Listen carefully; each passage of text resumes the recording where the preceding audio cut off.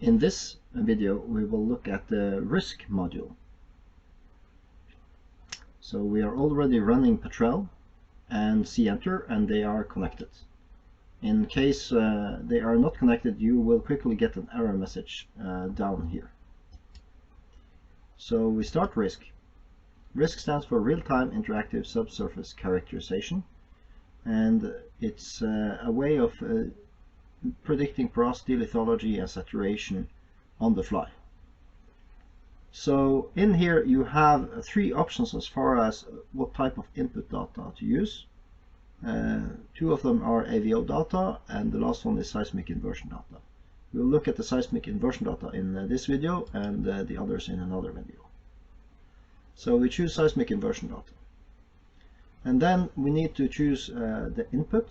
So there are three options here: P-wave impedance, BPVS ratio and density.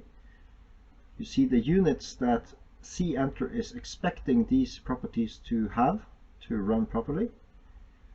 This button is not operational at the moment, but will allow you to select the input from here, for example this absolute impedance, and then you can click here and it will choose that as the selected one. That will come later. For now you have to open up this, and you will get a list of all the seismic data in Patrel, and then you can go in and choose the appropriate data. Over here is uncertainty. We have two types of uncertainties in RISC. One is percent uncertainty, and for AVO, as we will show later, it's absolute uncertainty.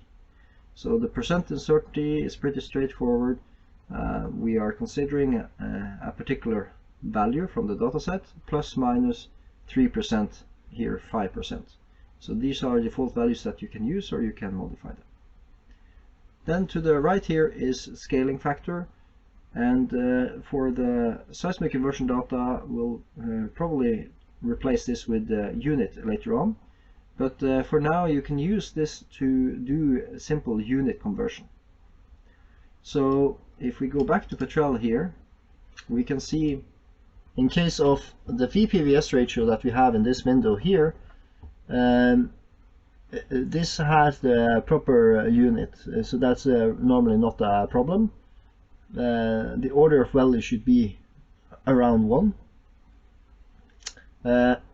And then for the acoustic impedance, the unit that is used is also one that should be of order 1 or 10, so between like around 3 to maybe up to 18 or something like that.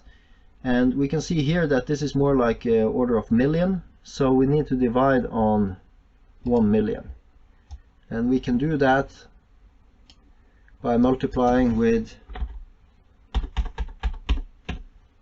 1e minus 6. So that would scale down the data to the proper unit. And then we need to choose the model. So the models are stored in that user folder, your username, center and models. So when you have new models you can put them in here. For the models you have the resolution. The resolution basically describes how high resolution you want in your results. If you put in a low value here, your resolutions will be very pixelated, so there will be sort of big steps between the different predictions. If it's a higher value here, you will see a more smooth predictions. 150 is a good default value. You can go down to 100 to make things go even quicker, or up to 200. Maybe you will not see any difference between 150 and 200, so this is something you can experiment on. And it might vary a little bit from scenario to scenario. So then we click on output, and we come to the output page. And when you go to the output page, there is a processing IRPM step that is happening. This is initializing the inverse rock physics modeling engine with the choice of input data and model. And this will take maybe 30-40 seconds. when that is done, we can make our selections. We can actually start making our selection already here. So the geometry here, we can choose between inline, crossline, and time slice. So if we go ahead and we choose an inline and, for example, a crossline here, and then for the predictions, we have a lot of options to choose from. We can, for example, go ahead and choose the most likely effective porosity, and not the minimum volume of fraction of shale. That was wrong. So to remove something, you just go over and click on the remove button, but the most likely water saturation, for example. So you can choose what you want, make one choice, make several choices, it's up to you. So up here is name that this run will be stored in, this folder, and will also be part of the volume name in combination with this here to flag which type of property is being used. So we will see that.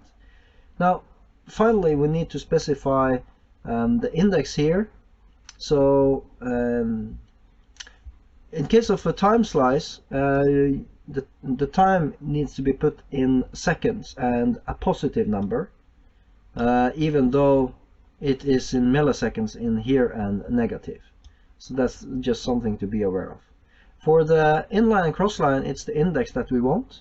So for example, 120 and 220. So let's start with that.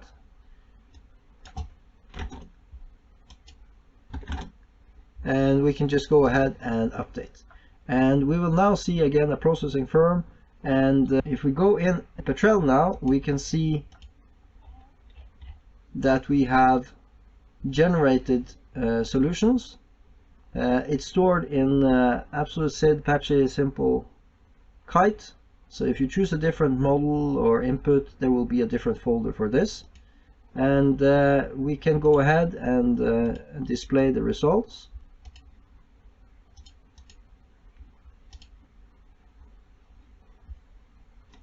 So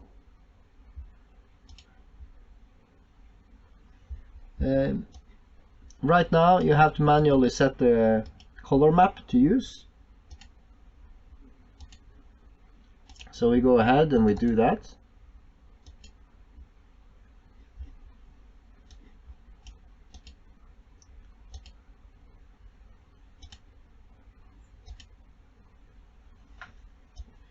So most likely estimate will be a little bit noisy, you might say, or not so smooth, maybe a little bit pixelated, because it's looking for the most likely values.